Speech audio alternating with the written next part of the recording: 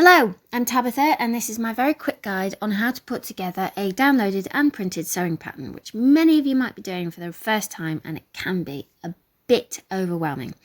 So the first thing that you do is print off usually the first 2 pages. The first one would be a little map showing you where each piece of paper goes. It's very handy, keep it close.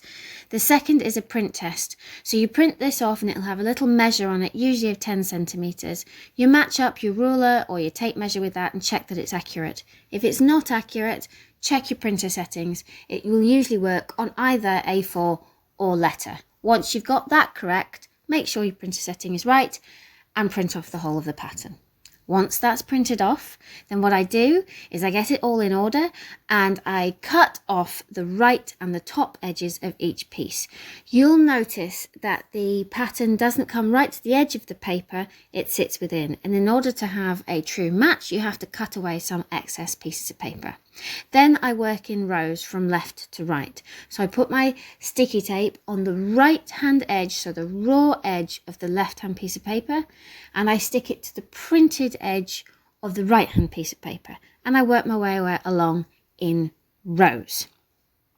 This pattern that I'm working on here is a free scrubs pattern for a Facebook page called For the Love of Scrubs. Look them up. They're currently looking for people, anybody, everybody, to sew scrubs for an incredible NHS. The pattern is free, it's a great experience, and you're really helping people. This is where sewing is amazing. So once you have your rows done, then I can start to put it together as one full piece of paper. What I do, and you'll see this in a second, is that I start by putting 2 little pieces of sticky tape on each row. Then I pull my second row, my top row, and I match up and make sure that all the lines of the pattern, the actual pieces of the pattern, match up. You want them to be accurate.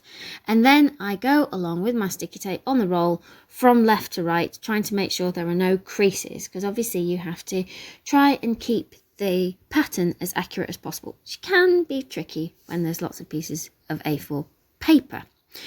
Once you've done that, then you have your full pattern. So from here, you can either copy it using tracing paper, brown paper using a pinwheel, or you can just cut it straight out. Depends on whether you want to make multiple sizes or just one. Enjoy your sewing, people.